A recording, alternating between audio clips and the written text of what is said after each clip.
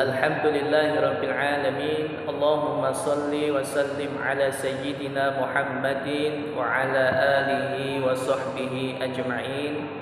Rabbi shrah li sadri wa yassir li amri wahlul 'uqdatam min lisani yafqahu qawli. Amin. Amma ba'd. Hadratil muhtaramin, para alim, wabil khusus Bapak Ketua Takmir Mushola Al-Masjid, Bapak-bapak, ibu-ibu, hadirin hadirat, kaum muslimin muslimat jamaah Mushola Al-Masjid yang insyaallah dimuliakan Allah Subhanahu wa taala. Puji syukur kehadirat Allah dengan ucapan kalimat alhamdulillahirabbil alamin. Hari ini kita semua bisa hadir di Mushola Al-Masjid tercinta dalam rangka thalabul ilmi, dalam rangka belajar. Mudah-mudahan kegiatan kita hari ini senantiasa diberikan oleh Allah keberkahan, kemanfaatan, dan menjadi bekal kita nanti ketika kita dipanggil oleh Allah Subhanahu wa taala. Kedua kalinya, Allahumma sholli ala sayyidina Muhammad. Salawat dan salam senantiasa kita haturkan kepada junjungan kita Nabi Muhammad sallallahu alaihi wasallam. Mudah-mudahan kita semua kelak mendapatkan syafaat beliau, dan mudah-mudahan kita semua nanti akan dikumpulkan bersama beliau di surganya Allah Subhanahu wa taala. Amin amin ya rabbal alamin. Bapak-bapak, ibu-ibu, jamaah Mushola Al-Masjid yang insyaallah dimuliakan Allah Subhanahu wa taala. Sesuai permintaan dari takmir, insyaallah mulai hari ini kita akan meneruskan pengajian kitab At-Tadhib yang dulu sempat kita baca, sempat kita pelajari, dan insyaallah ini adalah istimrar, yakni lanjutan. Insyaallah kita akan membahas terkait dengan puasa. Saya bacakan Bismillahirrahmanirrahim. Kitabus Siyami utawi iki kitab menerangkan puasa. Kalau panjenengan ditanya puasa itu termasuk rukun apa, Pak? Rukun iman apa rukun Islam? Rukun Islam. Rukun Islam itu ada berapa? 5. Yang pertama syahadat, sholat, zakat, puasa, haji. Itu kalau rukun Islam. Kalau rukun iman 6. 1. Lali. 1. Percaya kepada Allah. Yang kedua, yang kedua percaya kepada Rasul. Tadi masuk rukun Islam.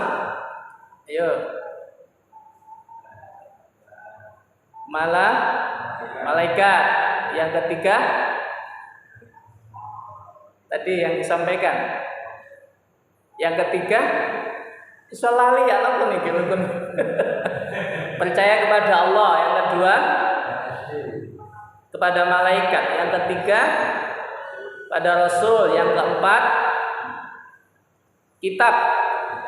Yang kelima hari akhir atau hari kiamat. Yang keenam qada dan qadar. Ini harus diingat ya Pak ini. Coba saya ulangi lagi. Percaya kepada Allah. Yang kedua malaikat. Yang ketiga Rasul. Yang keempat kitab. Yang kelima hari akhir. Yang keenam qada dan qadar. Ini namanya rukun iman. Rukun Islam ada 5, yang rukun iman ada 6. Ini jenengan harus tahu. Nah, puasa ini termasuk salah satu dari rukun Islam yang ada 5. Puasa ini Bapak, ini pahalanya berbeda dengan ibadah yang lain. Kalau ibadah yang lain itu diperlihatkan, tapi kalau puasa ini tidak. Jadi ini keistimewaannya puasa di situ. Ini sebagaimana yang disampaikan oleh Rasulullah SAW. Beliau mengatakan kullu amali ibni Adam lahu illa sauma. Jadi semua amal perbuatan manusia, jadi amal ibadah manusia itu untuk dirinya. Jadi untuk yang melakukan illa shauma, kecuali puasa. Fa innahu li wa ana ajzi bi. Sesungguhnya puasa itu bagi saya, kata Allah, bagiku dan aku yang akan balasnya. Jadi karena luar biasanya pahala puasa ini sehingga ibadah itu dinisbatkan kepada Allah. Jadi Allah sendiri nanti yang akan membalasnya. Nah, ini keistimewaannya. Makanya kita berharap puasa Ramadan ini semuanya bisa nutut, ya Pak. Semuanya bisa nutut. Syukur-syukur nanti setelah Ramadan kita tambah dengan puasa setelah Ramadan?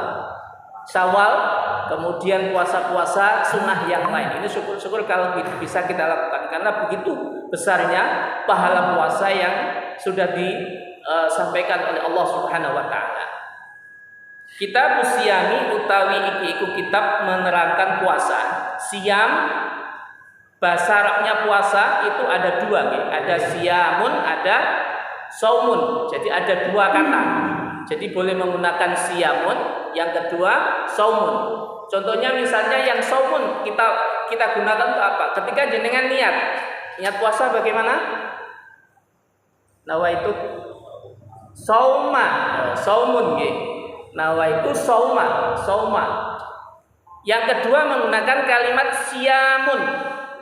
Seperti di ayat Al-Quran yang biasanya Pak Zaki kalau kami baca, ya ayyuhalladzina amanu kutiba alaikumus siyam. Jadi ada dua, artinya sama-sama puasa. Kalau panjenengan ditanya puasa artinya apa? Bapak? Menahan nafsu. Oke, ada lagi? Menahan lapar. Apa lagi? Menahan emosi, apalagi yusikul apa gitu ya. Jadi kalau kita artikan ini, kalau harus tahu ketika ditanya Anda puasa, iya saya puasa, arti puasa apa, itu harus tahu gitu. Karena suatu saat, suatu ketika kita pasti akan ditanyakan oleh anak-anak kita, Pak, Bu, puasa itu artinya apa? Puasa itu menahan diri dari makan dan minum dan perkara-perkara yang membatalkan puasa, mulai dari terbitnya fajar sampai terbenamnya matahari, Pak. Itu namanya puasa. Berarti kalau misalkan ada orang yang puasa zuhur, masuk kategori puasa nggak? Masuk gimana? Puasa beduk lah ya. Masa pun gelang-gelang itu poso beduk kan pun buat wonten. Mungkin kalau anak-anak kita tidak apa-apa kita latih untuk berpuasa. Kalau panjenengan insya Allah tidak poso beduk, Pak, poso maghrib gitu kan. Ampun. Wasyaro itu wujubi siyami utawi syarat-syarat wajibnya puasa. Iku salah satu iku arba'u asya'a, 4 perkara, Pak. Jadi ada yang mengatakan 4, ada yang mengatakan 5. Ada yang mengatakan 4, ada yang mengatakan 5. Jadi syarat wajib puasa itu ada 4. Yang pertama apa? Al-Islam, Islam. Panjenengan muslim atau muslimah.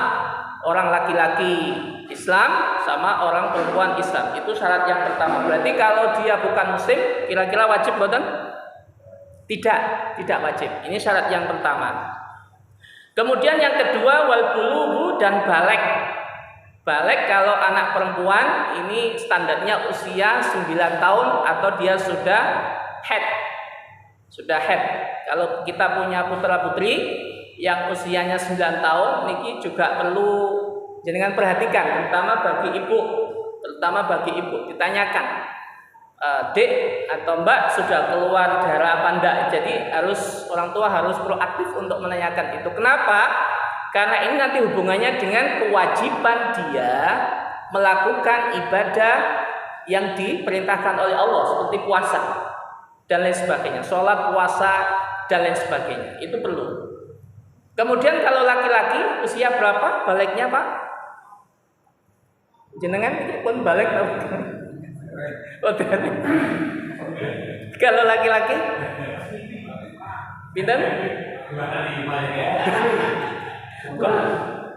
Kalau laki-laki 15 Pak. 15, 14, 15 atau usia standarnya anak SMP. Jadi anak SMP atau dia belum usia 15 tapi sudah pernah mimpi basah. Nah ini mimpi basah. Jangan juga harus proaktif kalau punya anak laki-laki yang usianya atau kelas 6 SD, kelas 6 MI ini juga harus proaktif juga dengan tanyakan. Mas, Dek, sudah pernah ini enggak dan sebagainya. Itu dalam rangka itu. Karena ini nanti hubungannya dengan kewajiban panjenengan untuk kewajiban orang tua untuk mengetahui bahwasanya anaknya itu sudah masuk kategori dari berakal atau mukallaf sehingga kewajiban-kewajiban yang diperintahkan oleh Allah itu bisa dilakukan. Ini yang harus diperhatikan. Itu syarat yang kedua. Syarat yang ketiga adalah wal aqlu dan berakal. Berarti kalau ada orang gila itu berkewajiban betul? Tidak Pak. Tapi sekarang ini banyak sekali orang gila yang disengaja Pak. Gila-gila. Ada.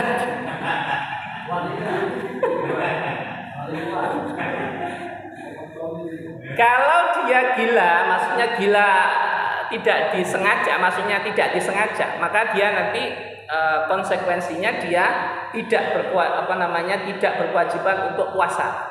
Tetapi kalau dia itu digila-gilakan, maksudnya itu gila dengan sengaja, maka dia nanti wajib qadha. Nanti ada aturan-aturan yang harus dilakukan, Pak.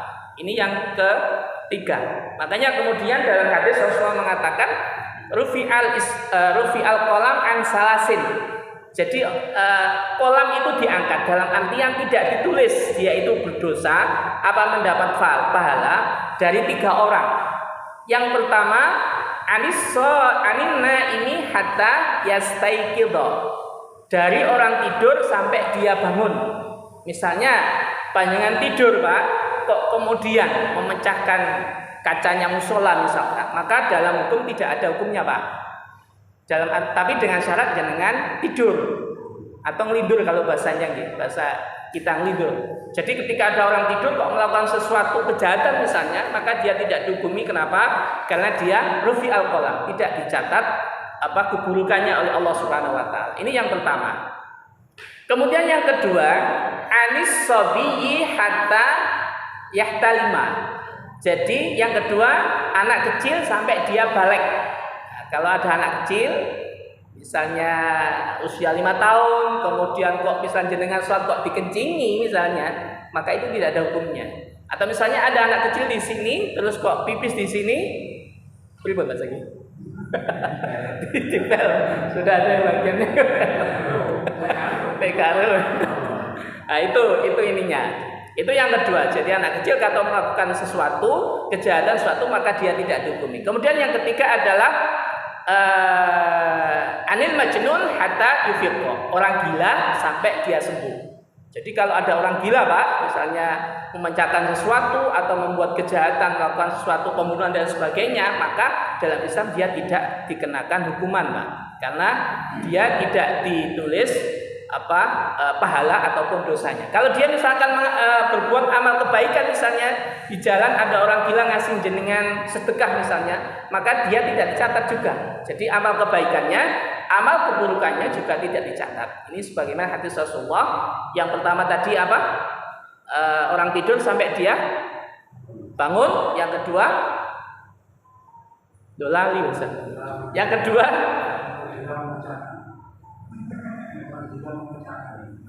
bukan orang gila memecahkan Pak.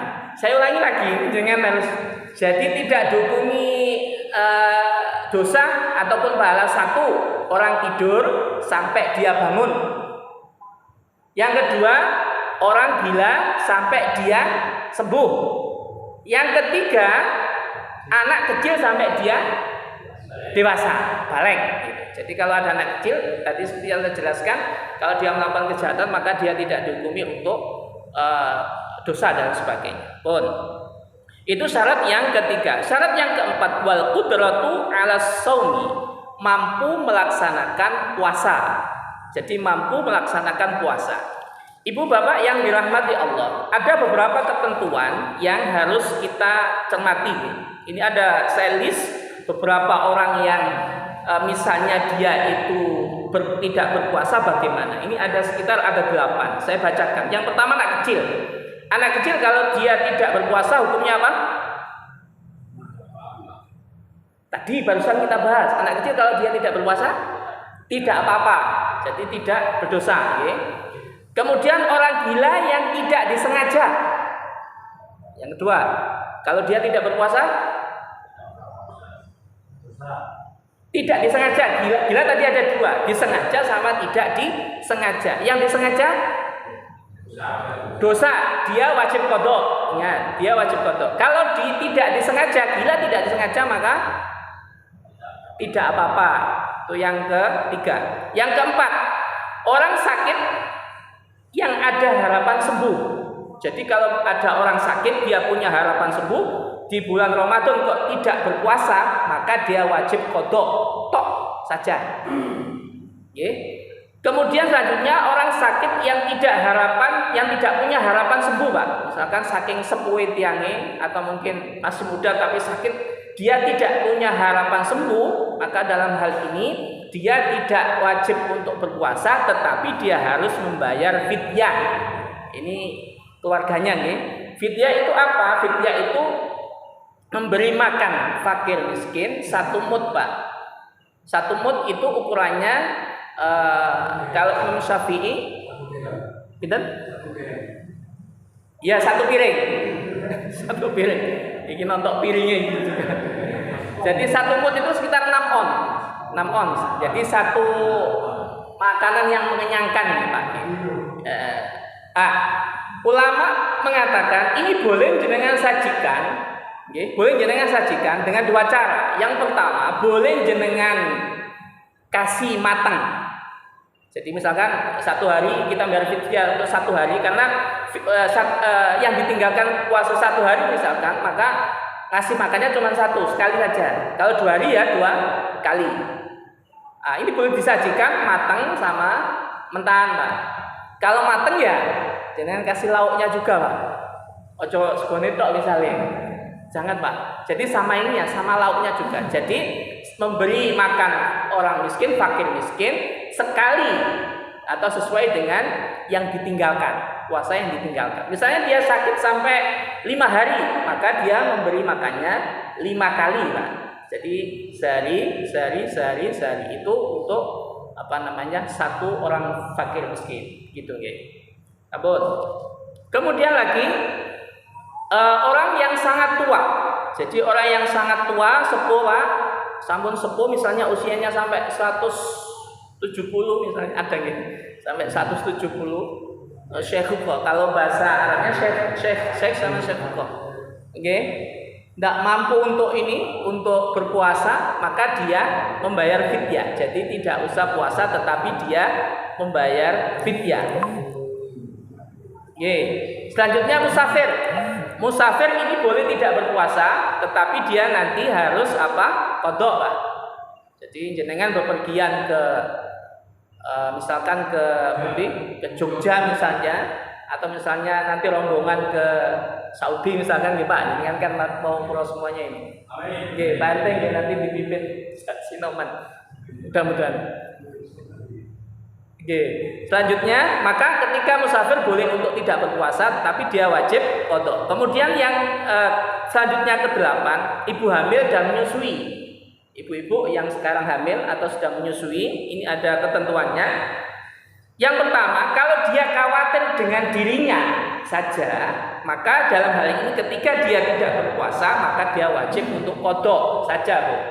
Jadi kalau takut dengan dirinya, kondisi hamil kok takut dengan dirinya, bukan kepada anaknya, maka dia kok tidak berpuasa di bulan suci Ramadan, maka dia wajib untuk qadha. Kemudian kalau dia khawatir dengan diri dan anaknya sama janinnya, maka sama dengan yang atas, dia hanya wajib qadha, misalkan dia tidak berpuasa. Jadi dia tidak usah membayar fidyah. Yang ketiga, kalau dia khawatir dengan bayinya saja, maka dia wajib qada sama membayar fidyah. Ini ketentuannya nih Pak. Ibu yang sekarang hamil dan sebagainya. Ini ketentuan yang harus kita laksanakan. Sampun. Wa faraidu shaumi, fardunya puasa. Dari sini ada pertanyaan? Monggo. Nggih, Bu.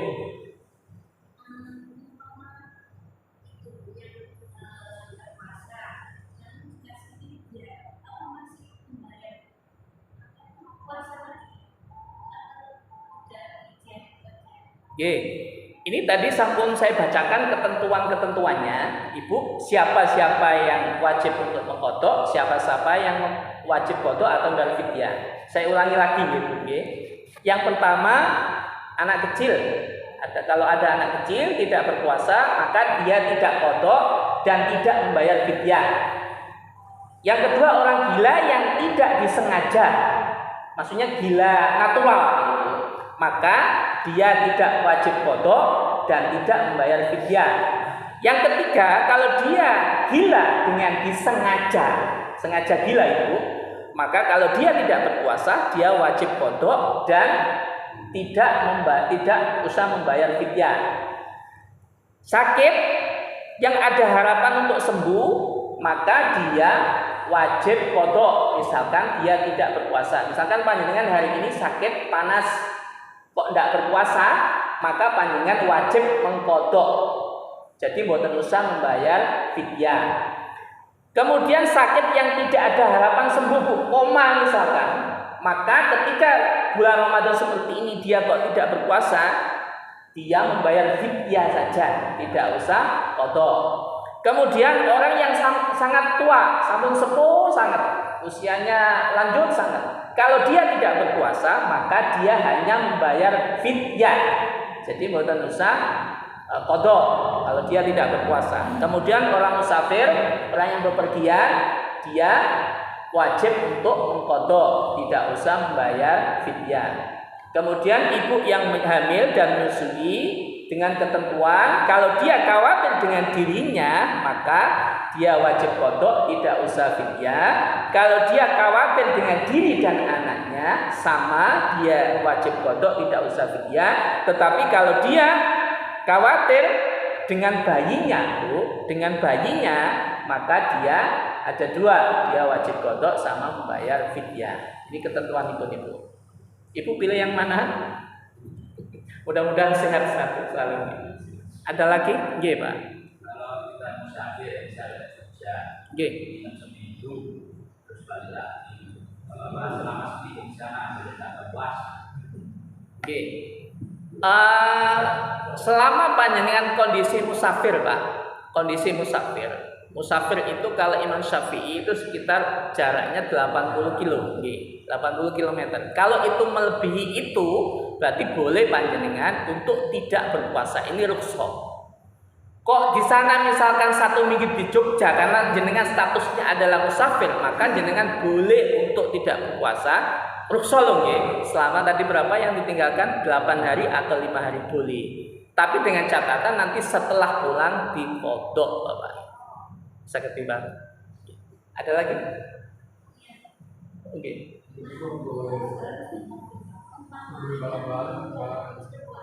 Oke. Oke.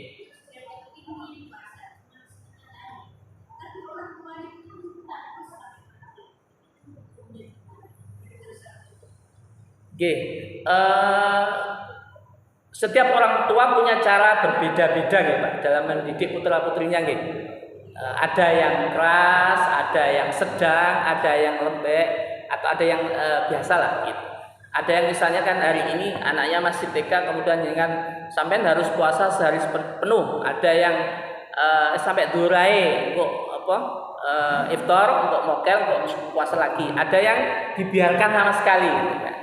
Lah, ibu sebaiknya ketika mendidik anak itu disesuaikan dengan kemampuan Bu. Jadi tahapan-tahapan anak itu ada tahapannya. Tahapannya. Sama dengan kita ketika kita melakukan sesuatu. Ketika kita melakukan sesuatu pasti ada tahapan-tahapannya. Jenengan misalnya membaca buku. Membaca buku ini juga ada tahapan-tahapannya. Kalau jenengan tentang misalkan dalam 1 jam membaca terus, saya yakin ada sesuatu yang akan berakibat terhadap diri panjenengan. Sama dengan putra putri kita. Jadi kita sesuaikan dengan usianya. Makanya Rasulullah ketika memerintahkan anaknya putra putrinya itu sholat, itu kan ada hadisnya itu muru auladakum bisolah bisa bein wadribu bi'ishr. Jadi Rasulullah itu memerintahkan anak kecil, atau kita diperintahkan Rasulullah untuk memerintahkan anak-anak kita itu usia 7 tahun. Jadi usia 7 tahun itu berarti kelas pinten? Sekitar kelas 1 nih. Kelas 1 itu baru diperintahkan, Pak. Baru diperintahkan. Malah ada beberapa peneliti yang mengatakan anak kecil itu nek iso aja dijak nang masjid. Malah ada yang mengatakan seperti itu. Jadi anak yang belum genap usia 7 tahun, ini saya pernah mengikuti seminar itu, ojo diajak. Kecuali kalau panjangan dampingi. Kenapa? Karena anak usia itu pasti rame, apalagi ketemu sama CS-nya, Pak. Seusia 5 tahun itu mesti dengan kalau terawih, kalau ada anak kan mungkin seperti itu ya, Pak. Kecuali kalau dengan dampingi, Pak. Ini saya pernah ikut seminar itu. Ternyata apa? Ketika dikaitkan dengan hadis Rasulullah yang mulu auladakum bisab'in, perintahlah anakmu sholat itu usia 7 tahun, itu nggak cocok gitu. Karena anak yang diperintah usia 7 itu kan sudah paham gitu. Kelas 1 itu insya Allah sudah paham.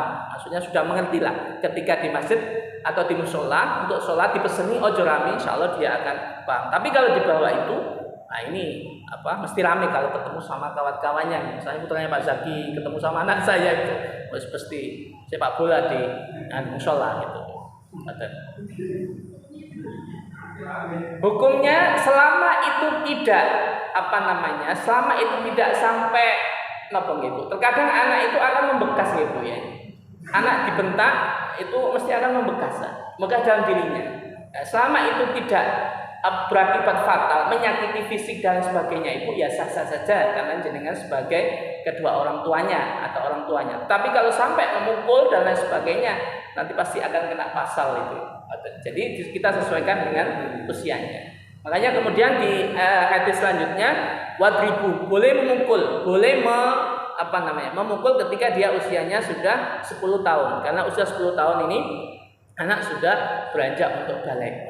Jadi untuk dalam hal sholat memang sangat ditekankan. Begitu gitu ya. Oke, ada lagi? Sampun? Pak Bayu? Sampun nggih?